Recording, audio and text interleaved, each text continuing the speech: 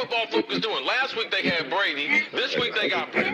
We're doing it. We're literally doing it differently from everybody else. Hey, as a matter of fact, moving forward from this point on, I will not make reference to PFF. Ready to get into it? Yeah. All right. We're going team by team. I would be very careful about slinging stuff. Am I going to get sued? You got legal on this? Let's send you out on the right note. PFF sucks. Have a great day, everybody. Wow.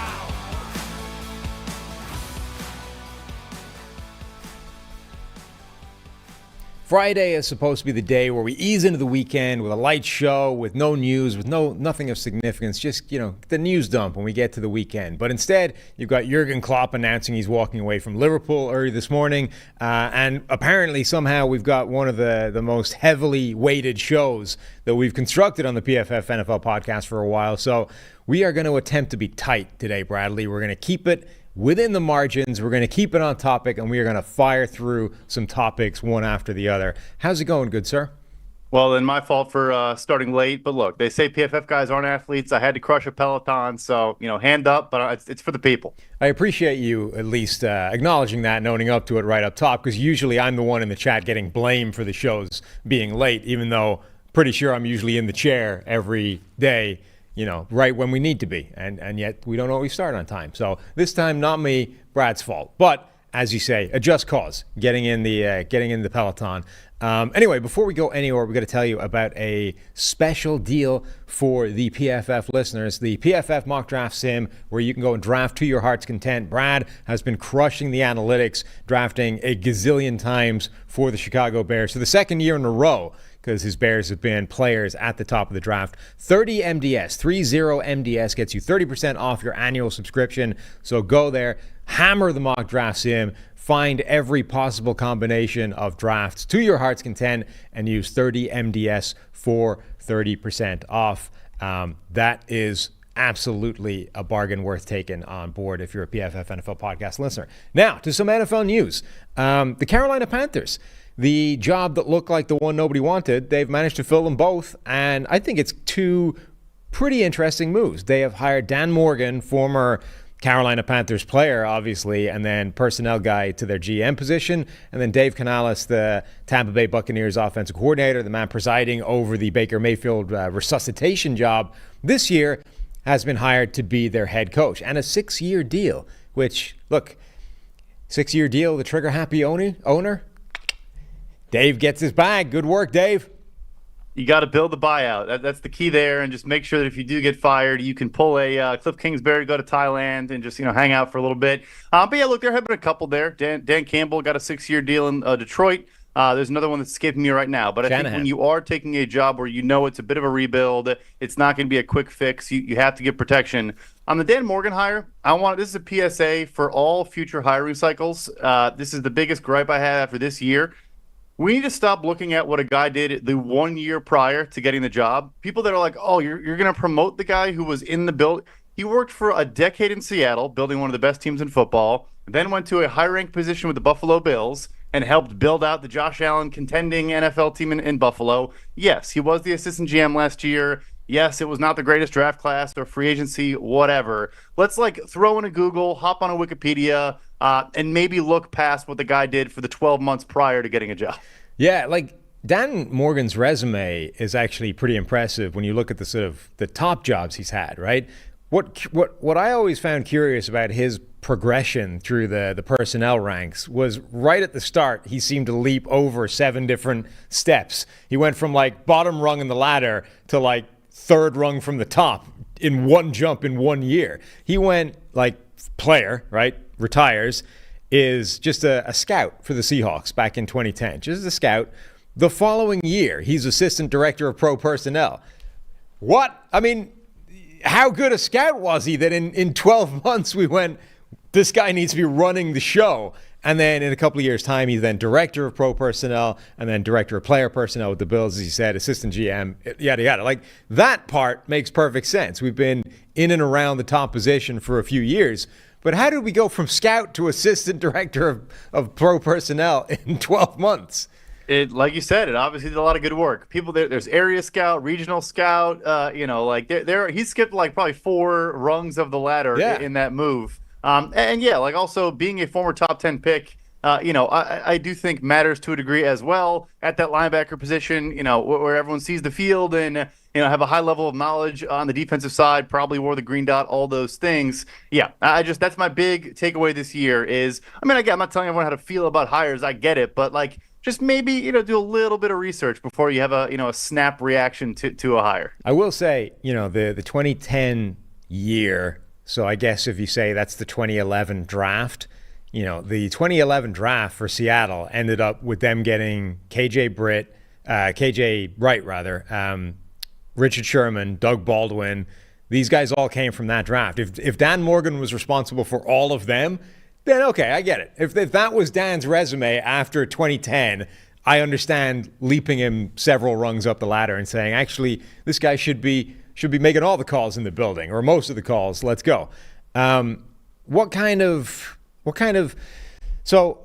we talked before about basically who would want this job, right? Carolina, the owner looks like he's on the meddling scale of the ownership thing. We're now talking 6 years represents a long-term project, a Lions type of project.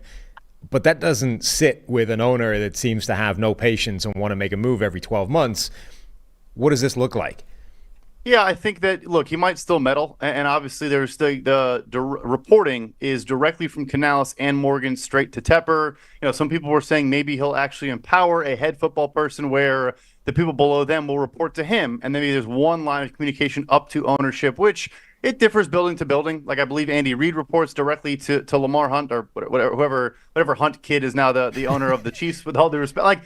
So it does differ, but I still think at a high level, Tepper has to a degree, understand if you are going to promote a guy internally. He also, for example, they moved on from Samir Suleiman, who was a very empowered person. Throughout the entire draft process last year, all you heard was Samir Suleiman has the ear of Dave Tepper, and he's going on these meetings and these trips. He's now out. So, they are making fundamental changes to this whole whole approach, but I think they do get it. The Canales hire is also a signal of, we're trying to fix this quarterback, and that is where everything builds out from there. The guy that had his hands on the Geno Smith revival obviously did a great work with Baker Mayfield this past year, dropping their average time to throw dramatically, dropping their pressure to sack rate pretty precipitously as well. Let's build from there and go out. I know it's a quick hire, 1 year OC.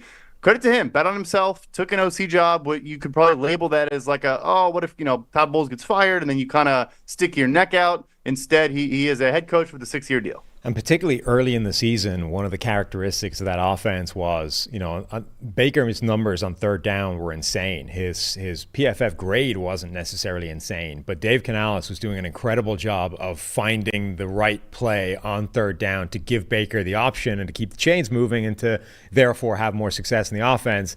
And okay, that died off a little bit as the year wore on, but I think generally the offense usually had the right place to go with the football for Baker, and then the question was whether he was going to execute it or not.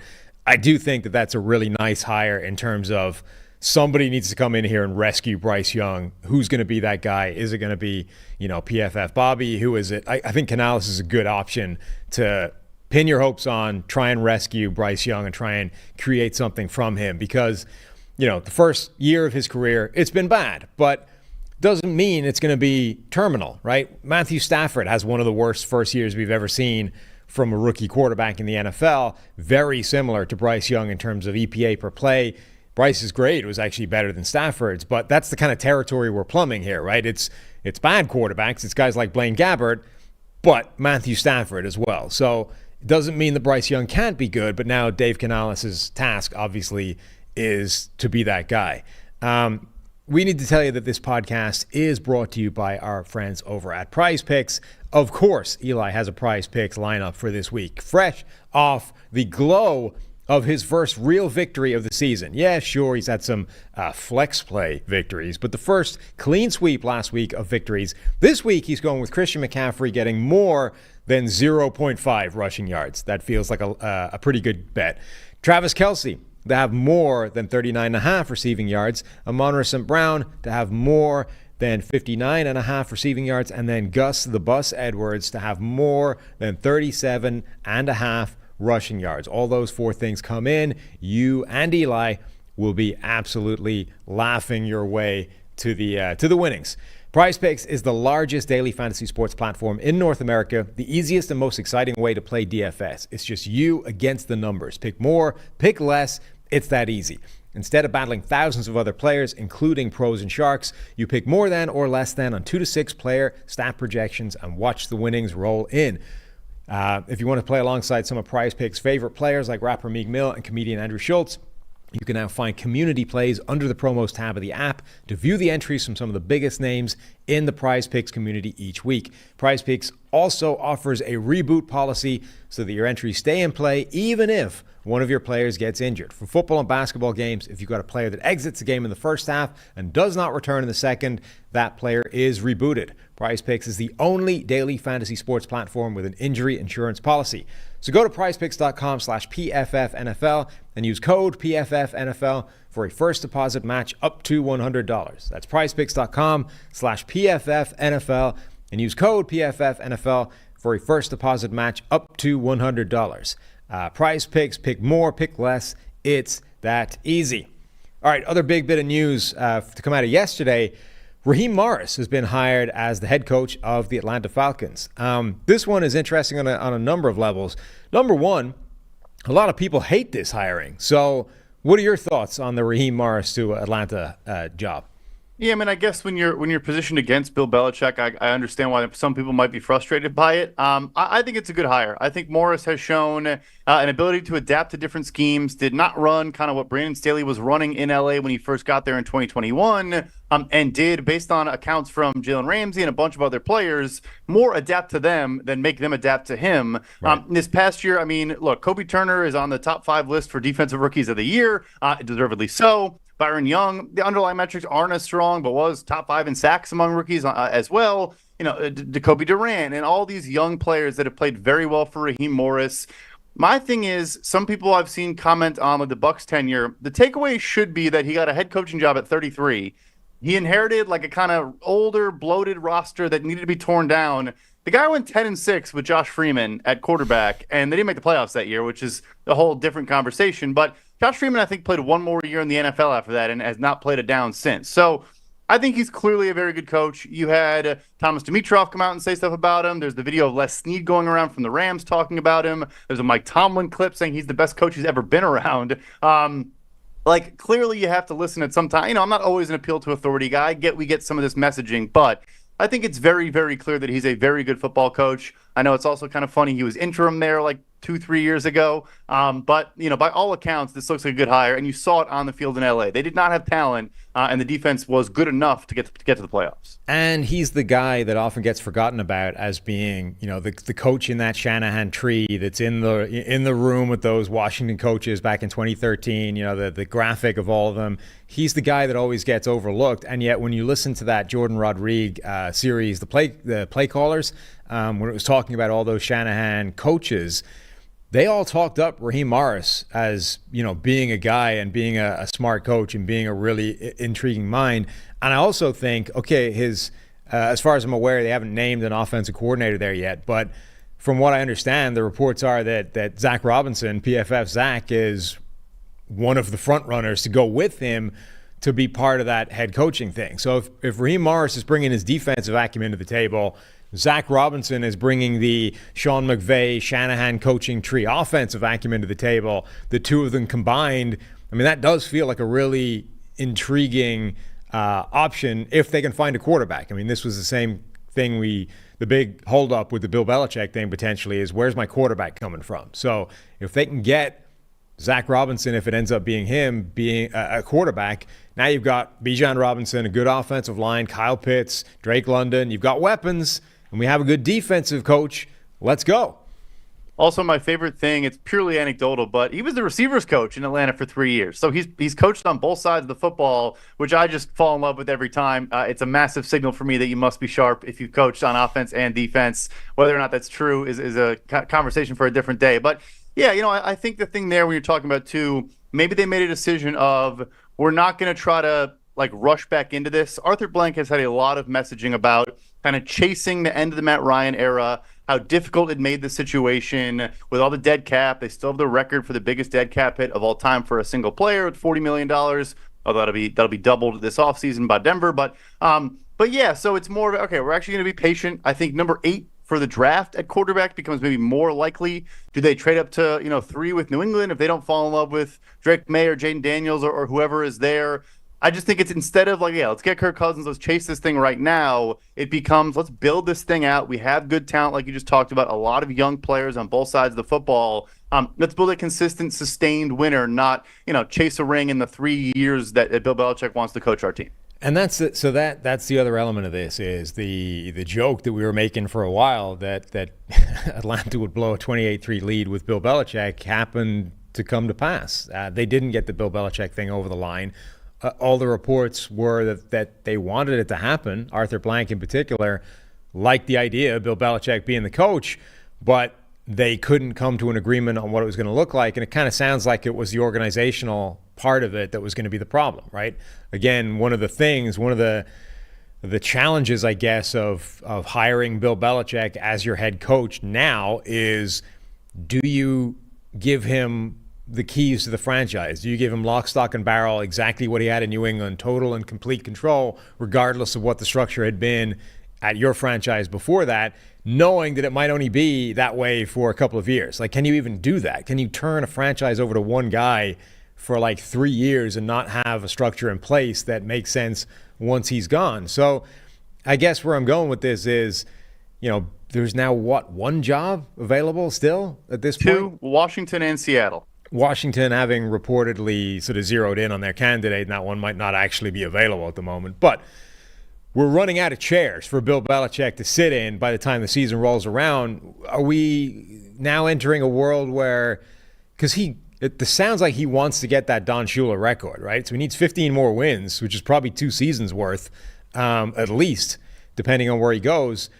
Is he going to have to do the Sean Payton thing? Are we going to see Belichick on Fox for a year before the next coaching cycle and he gets a chance? Or how is this thing going to go?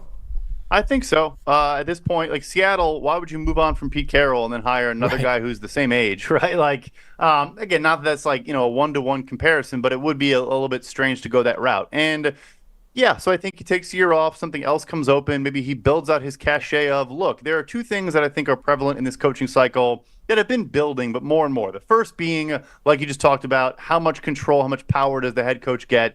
The messaging out of Tennessee, for example, has been very strong that they want the personnel people to run personnel and the coach to work with them, not the coach to have those guys work for them. Bill Belichick, I'm sure, and he deserves to ask for it. I get it. And look, Jim Harbaugh just won that power struggle in L.A. He is going to have 53-man roster control, I'm sure. I don't know that for a fact, but it looks that way, which the Chargers have never done. But anyway, the second piece is, we hear these interviews, how they ask them so often, who is your staff going to be around you? And in particular for defensive coaches. There was a quote from, I think it was Ben Albright, who said that Raheem Morris got asked not only who's your OC going to be, but if PFF Zach Robinson gets hired away, who's your next OC going to be? It was that level.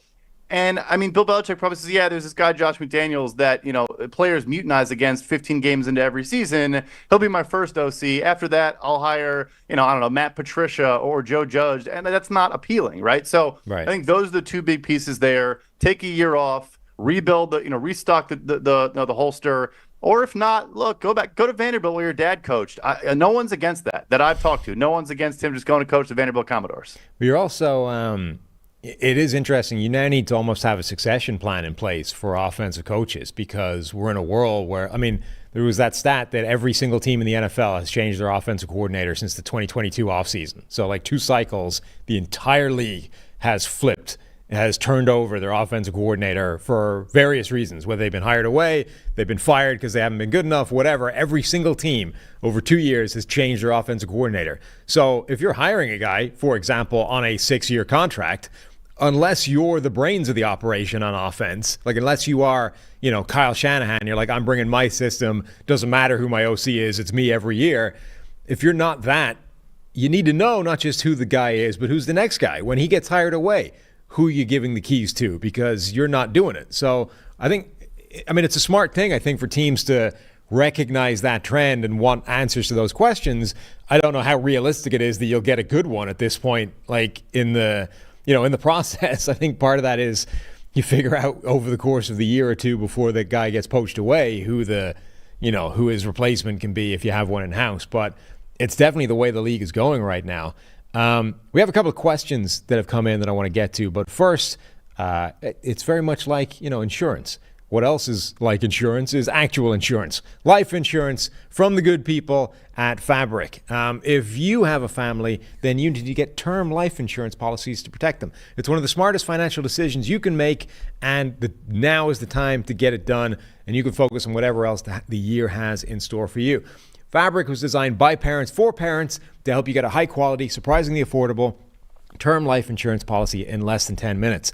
Fabric has flexible policies that fit your family and your budget, with quality policies like $1 million in coverage for less than $1 a day. Get your personalized quote in minutes and then apply when it's convenient for you. It's all online and on your schedule. You can go from start to covered in less than 10 minutes with no health exam required. Join the thousands of parents who trust Fabric to protect their family. Apply today in minutes at meetfabric.com/PFFNFL. That's meetfabric.com/PFFNFL. MEET fabric.com/PFFNFL.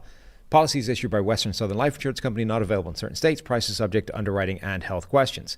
All right, let's see where we go. We got questions that have come in. Let me find them.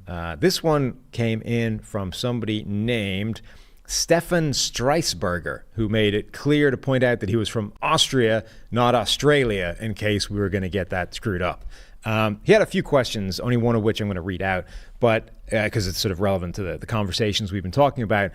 And it's a fairly simple procedural question, which I think you should be able to answer. So, do all assistant/position coaches or coordinators have clauses in their contracts so that they can leave if they get an offer as a head coach, or do they need to be bought out? That topic is talked about far less than, say, transfer fees in soccer. Does every coordinator have the goal to become a head coach, or do you think there are coordinators who like being coordinators and prefer that position, designing plays instead of taking additional responsibilities of a head coach? So from a structural point of view, how does this whole process work where we just go and interview a bunch of coordinators and they get the head coaching jobs? Theoretically, those guys are under contract, right? Yeah, so there has been a bunch of new rule changes in the recent past couple of years about how you can block certain jobs for both GM and head coach, or secondary football executive and the coordinator positions. If it's a promotion, you cannot block it. I don't think there's buyouts for position coaches elevating to coordinator level. I suppose I could be wrong there, but I do not believe that is the case. And yeah, like if it's an elevation, if you're getting a true promotion, then you can do whatever you'd like. You can talk to those people. There are, of course, Rooney Rule, 2 minority candidates for head coach, at least 1 minority candidate for a coordinator position. There's a lot of different constructs around it. But the second piece to me is the far more fascinating question that I'm becoming a little bit fascinated with, in that I think maybe there is a bit of a, I don't know what the right word to put on it, but I'll use an example for Steve Spagnuolo, who probably could be vying for head coach jobs. Obviously was a head coach for the Giants, I want to say, a long time ago, where you get a coordinator that is maybe a little bit on the older side, isn't some young upshot, 32-year-old, whatever, but is now building one of the best defenses in the entire NFL in Kansas City. You have that continuity, you have that staying power. I think it's an edge, and it's obviously not like this easy, thing to accomplish, and there's no guarantee. I mean, even look at Vic Fangio bouncing after a year in Miami to go to Philadelphia. But I do think if you're not in love with some, young riser, find a guy that you don't think has head coach aspirations. Like I think Wink Martindale, for example, he did for a while. I don't know whether he chose not to, or maybe the league kind of chose not to go that direction, but I think it's an underappreciated edge. If you can find a coordinator that's happy being a really, really good coordinator, running his side of the football, you're hands off with his side of the ball, and he's content with that as a full-time gig. Particularly for guys that have done it, that have taken the swing at head coach. Maybe it didn't go well, maybe it did, whatever. But if they've done it, they've had that shot now, they've experienced it, and maybe they're now content to just take the easier existence for the next period of time. Like the job security, particularly for somebody like Spagnuolo, who is under Andy Reid, like they're going to be good every year. You're probably going to have a job until Andy Reid decides he's done. Where's the downside? Like, why would you voluntarily sort of search out something with way less job security, with way more stress and hassle and difficulty in trying to craft a whole roster somewhere else. Okay, you're going to get more money and a bit more respect out of it because you're the head guy, but there's a whole world of negatives attached to that as well. And if you've already done the whole go-around once before, I think a lot of these guys have just reached the point in their life where they're like, I don't need that pain in the ass. Like there's not enough in it for me to want to go in that direction. Yeah, and I think it's obviously harder, I think, on the offensive side of the ball. And I do feel like one example that I used to point to, he obviously was not great this year in New Orleans by himself, but Pete Carmichael was just the Saints OC for like 16 years with Sean Payton. And I'm sure he still provided a ton of value, maybe just isn't great at play sequencing and actually running the show himself. But still, there was that continuity year to year where Payton probably knew, okay, this guy can take care of a lot of these responsibilities, where if you're a Kyle Shanahan and Sean McVay, you're literally grooming a new guy every single offseason, maybe even multiple, right? Like you might even lose your pass game coordinator and your OC or your quarterback's coach, whatever. I think it's an underappreciated element maybe of, just if there's a young guy you like, go for it. But if there's not, don't just chase it and just, go for that stability. Yeah, or, both coordinators in an offseason. I mean, there's value to having a guy that is probably not going to leave the second the unit starts playing well, just because he values the stability more than the advancement and the ambition of being the head guy. So I agree. I absolutely think there's an edge there. This next question came in from Chuck Camella. Greetings. I'm a big fan of the podcast. Keep up the good work and good luck with the podcast awards. Did I leave in that intro just to be able to remind you to go vote for us in the podcast awards? Who can say? I would be remiss if I didn't remind you at this point that you can find the link either in the description of this show or in my pinned tweet at PFF_Sam, and that the voting for this thing closes in like 48 hours. So time is running out to get on your phone and vote for us to win an award so that all of us can be award-winning podcast creators, us and you, our PFF NFL podcast community. Anyway, in summary, in an attempt to find out how valuable you all think that the best head coaches are and how many difference-making head coaches there are, my questions are, if you were a GM, if the head coach's salary had to be counted against the salary cap, how much would you pay your head coach? And then a second part of this question was effectively sort of if there was a fantasy draft, how high up would you be drafting head coaches relative to players, et cetera? But I'm really interested in that first part. If the idea that the salary cap extended to the coaching staff, how much, like what percentage of the cap would those guys be chewing up? Because that's a constant conversation with quarterbacks, right? This world of Tom Brady had the record for the highest percentage of a salary cap taken up by a quarterback that had won the Super Bowl at like 12. Now it's Mahomes, I think, with 17. But there's that, long-standing thing of every quarterback that makes the Super Bowl is taking up a very small percentage of the cap, with a couple of exceptions, right? Up until now, the three quarterbacks to have won a Super Bowl with more than, 10% of their cap taken up are named Brady, Manning, and Mahomes. So if you're going to have a quarterback taking up a chunk of your salary cap, he had better be one of the best to ever play the game. Otherwise, it doesn't look like it's likely to happen. So if that's the case for quarterbacks, how much should it be for coaches? I think the corollary is perfect, because I actually think the market a Kyle Shanahan, a Sean McVay, then I'm willing to go to the 50, 60 million not that same, but the top of the market. I think the issue is, and I'm not going to use a name and be mean, but the Daniel Jones equivalent head coach that is a good, serviceable, top 15, 18 quarterback who's still going to make 80% of what the Sean McVay and Kyle Shanahan's are making. I think that sinks you. So I thought the question was going to be more tied to draft capital with the whole Sean Payton trade, and like I would trade 3 first-round picks for Sean McVay right now within the blink of an eye. I really feel that way. I'll tie it to PFF WAR as well. The best quarterback seasons are around 4 to 5 wins above replacement. I think Sean McVay was like a 4 WAR head coach this year. Like I think you put a replacement level coach to run the Rams this season, and the 9 wins is 5. Like I really do think that's what it looks like to me. So. The number is, I'm not going to say they're making quarterback money, but the top coaches right now allegedly make about $20 million, although that was Bill Belichick, so I guess that's no longer the data point. I'll say that the top probably makes 15. Right.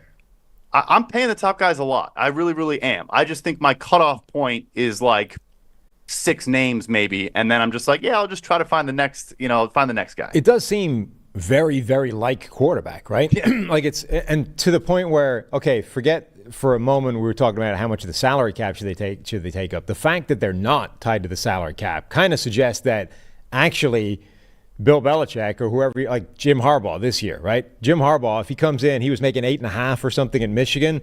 Presumably he's going to get paid more than that at the Chargers. Maybe he's the new market leader right now. But if let's say he's 15, I mean, we might be underpaying Jim Harbaugh by $30 million a year when you compare it to the top quarterbacks in the NFL. I mean, compare it to Herbert, for example. Like, Justin Herbert got his bag, and it hasn't been enough to improve the Chargers to where they presumably want to get to. If Harbaugh, it's probably similar, right? So the fact that the coaches are not governed by a salary cap and are not artificially suppressed by that sort of suggests to me that those guys are wildly underpaid at the top of the market.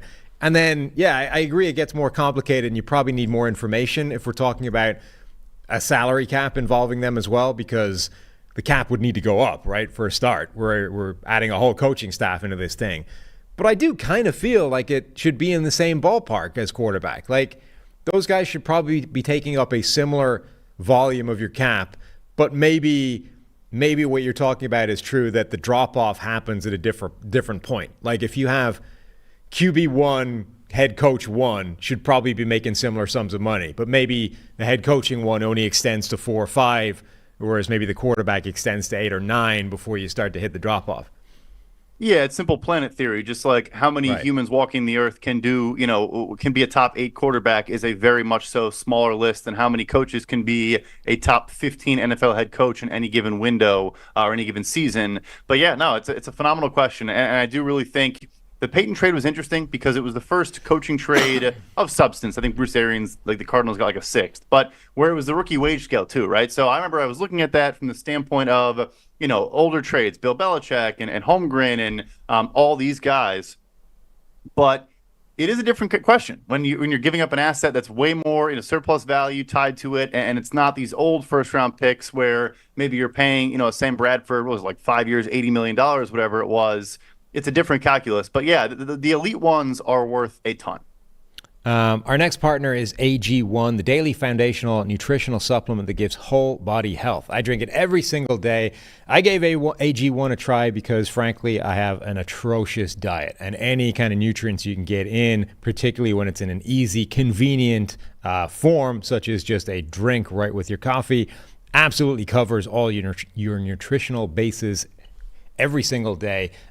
Gives you a total whole body health improvement, an absolute boost to energy, immune system support. Hated taking all the pills, all the vitamins. This way you get it all in one simple drink. I drink AG1 in the mornings, right with the coffee, before any kind of working out, before starting your day, before getting to work. It makes you feel unstoppable. And it's a way you too can be just like your favorite athletes. Sure, you might not be able to run a 4.5 40. Sure, might not be able to bench 225 15 times, but you can treat your body the way they do with AG1. All great athletes have that thing in common. They take care of their bodies, and a huge part of that starts with optimizing whole body health. A lot of them also drink AG1, and that's why I'm a huge fan. With every daily serving, I'm setting myself up for success with 75 high-quality ingredients that give me key daily nutrients and support energy, focus, strength, and clarity. It's a micro habit that delivers macro benefits and helps just about everybody take care of their health every single day. I also like that it costs less than $3 a day. It's really effective daily habit with high-quality source ingredients. Win-win. If a comprehensive solution is what you need from your supplement routine, then try AG1 and get a free 1-year supply of vitamin D and 5 free AG1 travel packs with your first purchase. Go to drinkag1.com/PFF. That's drinkag1.com/PFF. Check it out. All right, last email question that came in. This one is from Alexandra Dupont, or Dupont, depending on how French he is. I have a team building question, but more specifically on unit building, and I think the Giants' offensive line is a good example. How should you approach a very bad unit that you already invest a lot in? The line is very bad, but 2 of the bad spots are recent high draft picks. How should they try and fix that? believe that they are bad and use new high draft picks to replace people like Evan Neal at right tackle, or use late draft picks and make them compete, bring in cheap veterans? What is the answer there? So I think there's a very interesting kind of conversation dynamic there between how to handle sunk cost on specific units, the Giants offensive line in this case, but more broadly, like how quickly can you decide, okay, this is a sunk cost now and we just need to keep swinging because we didn't get it right, versus we have investment here, let's try and make that investment come good. Yeah, it is interesting. I'm also curious if for the second person, if he's referring to John Michael Schmitz, he was a rookie center. I would give him some time there. I know his grade probably isn't super strong for us, but a good prospect. Center, it can be tough adjusting to playing with 8 different quarterbacks. Probably didn't make his life much easier. If he's referring to Josh Azudu, also has never had stability of a position he's playing. Anyway, I think you do need to not be afraid to reinvest. I would probably go more so the mid-tier veteran route and establish a higher floor and have a succession plan and make sure that you're not, really bringing the entire unit down with a weak link that just ruins every other operation. At the same time, though, there are scenarios, like if you're the Philadelphia Eagles, you take Jalen Reagor, you immediately identified that didn't work, and you take Devontae Smith and trade for A.J. Brown, a couple of years later. And they also, took J.J. Arcega-Whiteside before that, too. So, sometimes it's okay to keep kind of, going after it. And depending on the unit, offensive line, when you have the quarterback under contract, when you've now, Wan'Dale Robinson second round, Jalen Hyatt third round, you trade for Darren Waller, you're kind of wasting everything else if you don't get the offensive line, at least just to around league average level. So I'm not opposed to it. Maybe don't use your 5th overall pick or 6th overall pick on another tackle, but if it lines up that way, if the receivers don't fall the way you'd like, and Joe Alt or Olu Fashanu's sitting there, I'm not saying don't do it. Yeah, the Evan Neal one, I think, is the difficult thing. It's how quickly do you give up on a guy that, was a really high draft pick, was a really impressive prospect, and has shown nothing so far in the NFL? I think that whole concept of sunk costs, particularly when it comes to draft picks, is a really difficult balance to find, because we know there's plenty of situations where you change a coach, you change the environment, you change the system a little bit, and suddenly a player that looked terrible is completely reborn, right? And it's clearly he wasn't the problem, something else was, and once you change the scenery, he's fixed. But I almost wonder if the best way of approaching that is to say, somebody else can find that. We're not going to try and revamp everything to rescue this one guy. If it hasn't worked out for us within 2 years, let's trade him away. Let's get something back for him. And if somebody else can fix him, good luck to them. It's a particularly funny conundrum, too, because the lows were never as low. But, Andrew Thomas struggled out of the gate as well. Yeah. And then in his, third season was one of the best left tackles in the entire NFL. So, again, there's no guarantee that happens again, but you have a very recent example of patience paying off in a huge, huge way.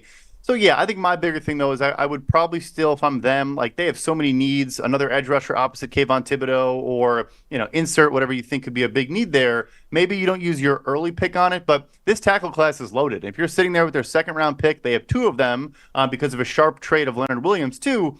There's no issue for me going for a Tyler Guyton or, insert early second-round pick type tackle, Jordan Morgan, Patrick Paul, et cetera, et cetera, et cetera. I have no issue with it. Remember, if you want to send us any emails, questions, or comments, anything at all, really, NFLpodcast@pff.com is our email address, and that will get straight through us. Brad, I asked this to Trevor earlier in the week. Have you experienced the wonder that is Jimmy's famous seafood? One time, a long time ago, but it hit. It hit. We have a special offer for the good listeners of the PFF NFL podcast. If you use the promo code PFFNFLPod, PFFNFLPOD, you will get free shipping off any order of $125 or more. The crab cakes are insane. They are absolutely amazing. I have multiple of them sitting in the freezer right now that I'm going to have to use over the weekend. The crab cake egg rolls are... I can't come up with words to describe how good the crab cake egg rolls are. They come with a sauce as well that's just absolutely insane, but those things are amazing. They have a whole bunch of stuff that you can get and order and ship anywhere in the country. Frankly, go build your own box, throw a whole bunch of awesome stuff in there. They are absolutely insane. I've been telling you all week. Steve has been telling you. Trevor hasn't tried it, so Trevor doesn't know. We've had to tell him. But Brad has tried it, and Brad will vouch for the awesome that is the crab cakes. Yeah, plus, Ty has a Cincinnati/Cleveland palate. So does his opinion really factor into, all that much? No, that's true. I don't know if Tyler, have you I'm about to get cut off. Have you had the Jimmy's? Oh, you meant Trevor. Tyler doesn't eat seafood, so. Now I'm just picking on Ty. You said Trevor. Well, Trevor's Florida, so you'd think he'd know seafood. So I guess should know. He Trevor doesn't have an excuse. He should have experienced Jimmy's before now, and frankly, it's an omission. It's a mistake by him that he hasn't. But you guys can rectify that mistake. Go get yourself a box of awesome Jimmy seafood stuff. PFF NFL Pod is the promo code to get free shipping off that thing. Get it sent to you. Have it for the games. And thank us later. We've had multiple people send in to say they've used the promo code. They've gotten it. Baltimore, they've only got a couple of weeks left, right? Whether they win this week or not, time is running out for the Ravens to be front and center in this thing, which means our connection with Jimmy's may be running out. So take advantage of it while you can.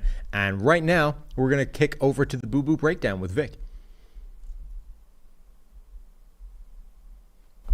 All right, welcome into a championship edition of the Boo Boo Breakdown with our guy Vic Troha. Vic, only 2 games this week, only 3 games left for the entire season, so let's take them, I think, game by game, team by team, and focus on kind of the biggest issues involved. Let's start with the Chiefs. Joe Thuney dealing with a pec injury. Didn't sound like the worst case scenario from that, but it does sound like it's going to keep him out of the game. Yeah, especially with a pec injury like he suffered. It was late in the game, and when you deal with something like this where it's enough of a risk for a severe injury to occur if he gets more stress and strain on that pec, they're going to just play it more for his benefit. It's one of those injuries that if you fully tear your pec, this could be major surgery and a huge off-season loss. So I don't think not only pain-wise, but just injury risk-wise, it'd be even worth for him to play. So if Chiefs end up pulling off a victory, I could see him back for the Super Bowl. But management right now is just purely to try to get him as healthy as possible. And then Isaiah Pacheco is probably the other significant player with an injury deal going into that game. Injury for Isaiah Pacheco was interesting because I did not really see where he was hobbling at all. I mean, he was to the very last snap, right? And but he's actually dealing with toe/ankle injuries. Didn't practice Wednesday. To me, this is just a maintenance thing. This is like, hey, listen, you've done enough this year. You just ran the ball to the ground last game. You were probably sore.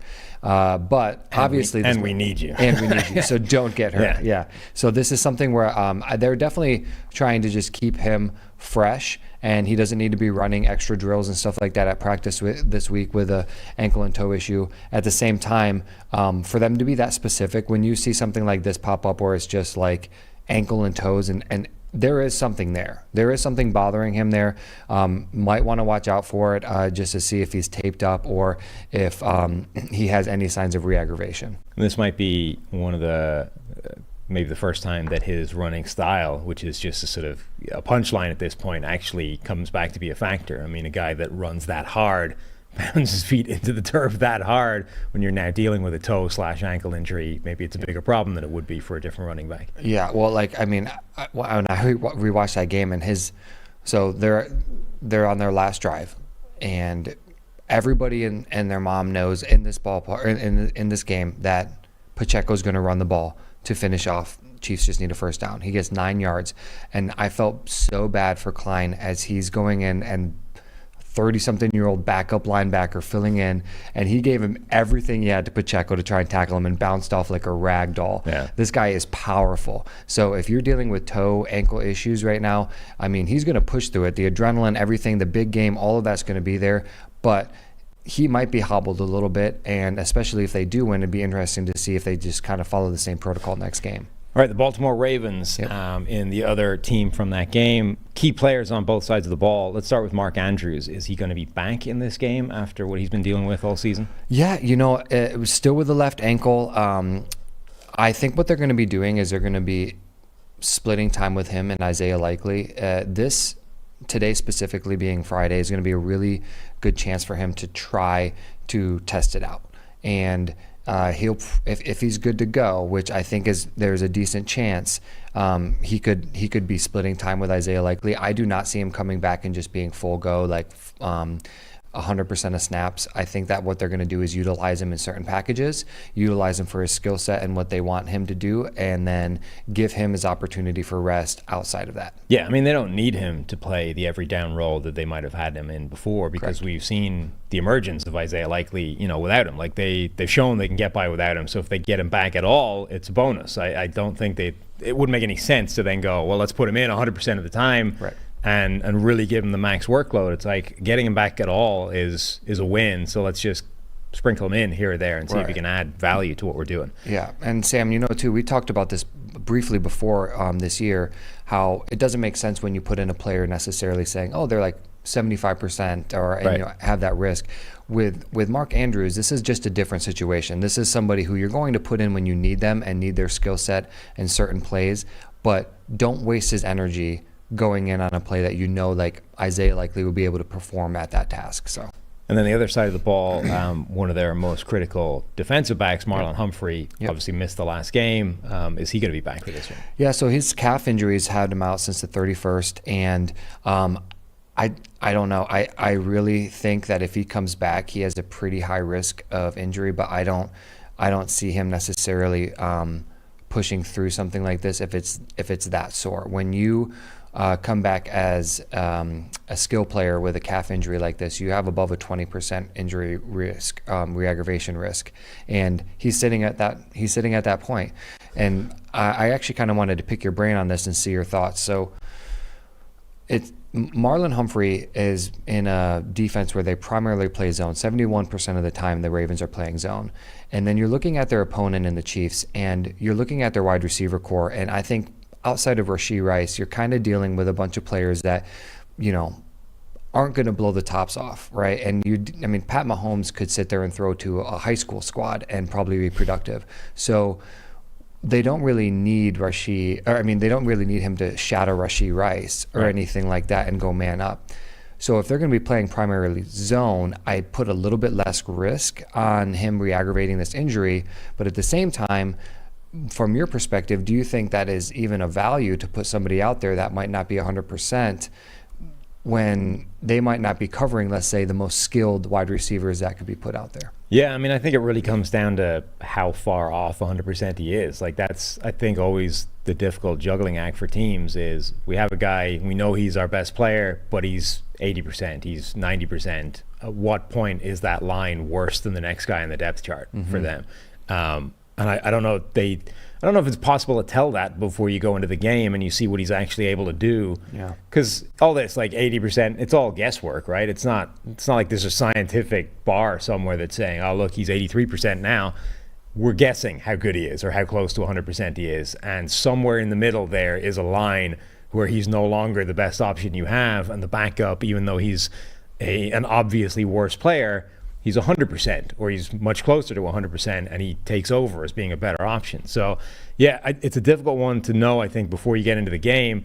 But I think it's one that you could probably, all right, let's give him the chance to be better. And then if it becomes obvious within a couple of drives that he isn't, we'll make the switch again. Yeah, I do wonder if there's any type of scheme adjustments just purely based off of his injury and wanting to keep him out there.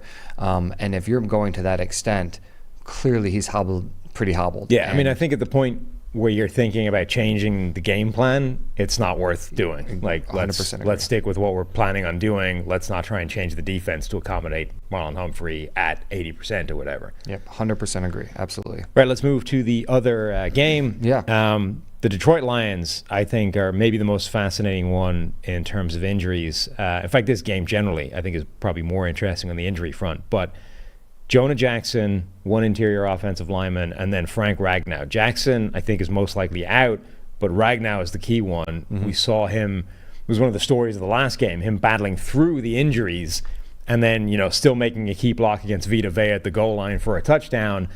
Is Ragnow going to be able to go? Because I think if they don't have Jonah Jackson at one spot, they really need Ragnow. I 100% agree. That is a crucial hit to this team if you're losing 2 interior offensive linemen, especially all pro like Ragnow. But he did not practice Thursday with left knee and left ankle. But I have to say this, watching that game and watching him get hit, he obviously avoided severe injury, obviously avoided tears of any magnitude. But by the time he got hit the second time with his ankle, I think that his reaction was just more out of like frustration. He was just like, dude, seriously, again? But he avoided the big stuff. So he's probably like, come on, like I just need a break here. Right. So I think that he is going to be sore. I think that they're going to have him braced. I think they're going to have his ankle taped, and I think he's going to be good to go, especially because Jonah Jackson's not going to play. I mean, that he has lateral meniscus cleanup. He's done. So Jonah Jackson's not going to play. Frank Ragnow is going to play, which is huge because at least that, on to his left, he's going to be able to have some control there, helping out any type of reserve player that's going to come in for Jackson.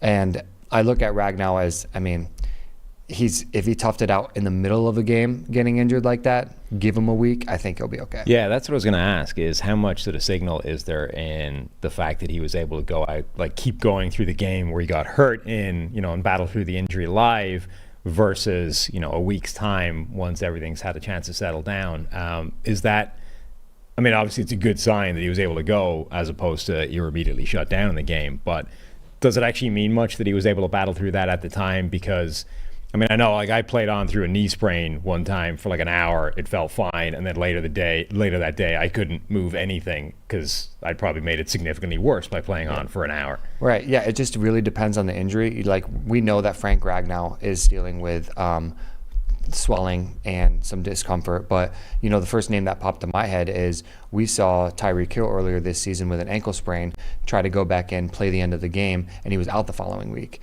And it's because you went back in and played, right, and you made that much worse, or at least more swollen and more painful, to where it limited you the entire next week.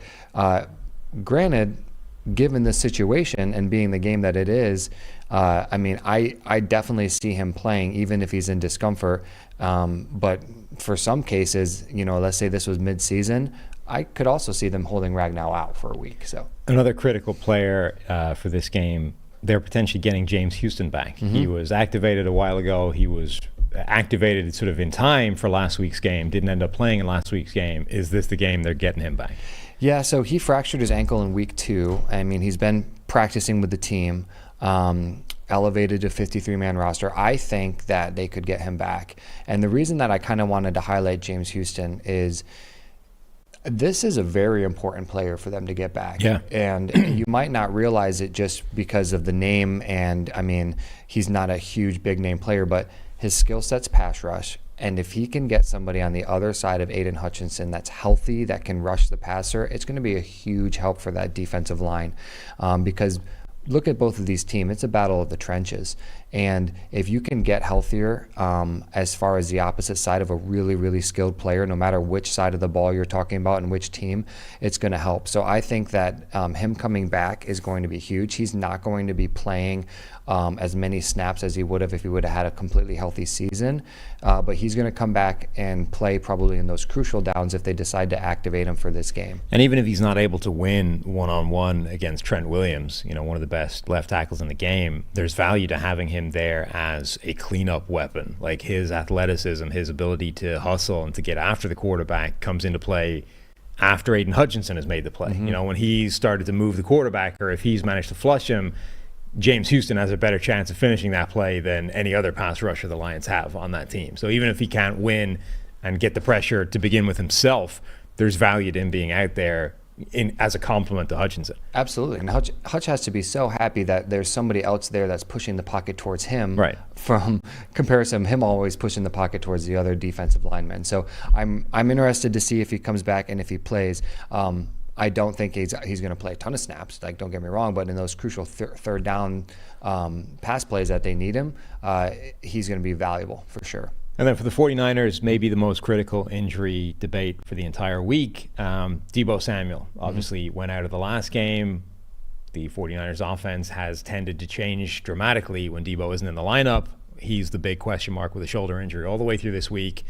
Is he going to play? Is he not going to play? If he plays, how close to Debo is it going to be? Yeah, so the thing with Debo is, just to clarify, this is the opposite shoulder that he injured initially.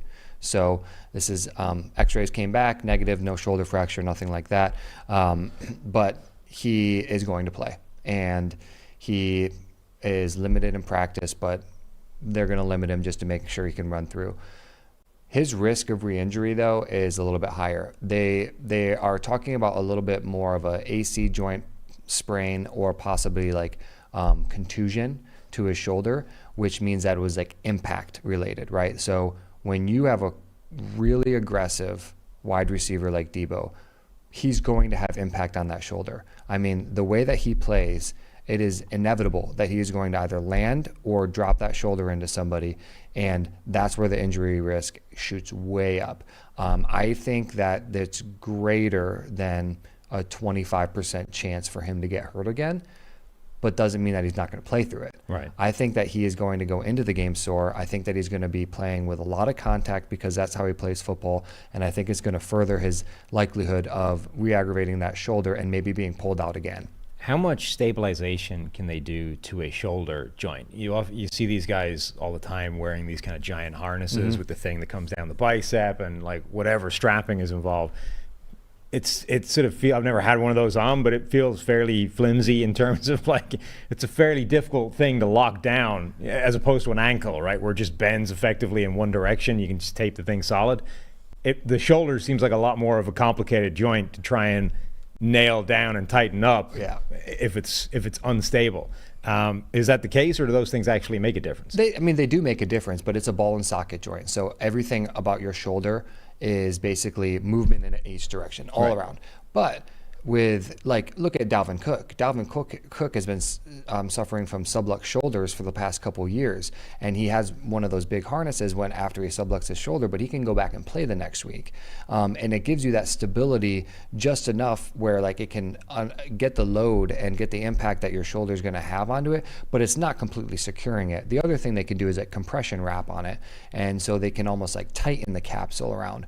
But this is football, and this is a wide receiver who needs his arms to move in more than just like, this tight window inside of his body. So they're not going to like severely restrict it by wrapping it like crazy, but he's probably going to have some type of harness or some type of brace around that shoulder, or even a wrap, but it's going to be something that he's also going to be able to move through. I wonder to what extent they will go in with the game plan that he's effectively a decoy more than anything else, like having him there is the important thing.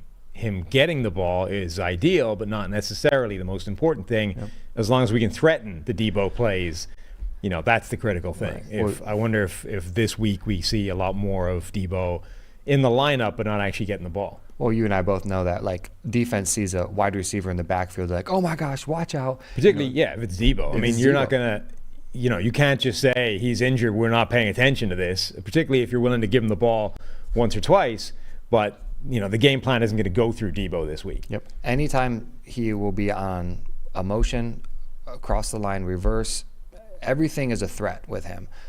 They will give him the ball in some of those, but I wouldn't be surprised too if they try to limit the amount of impact he's going to have on like certain run plays.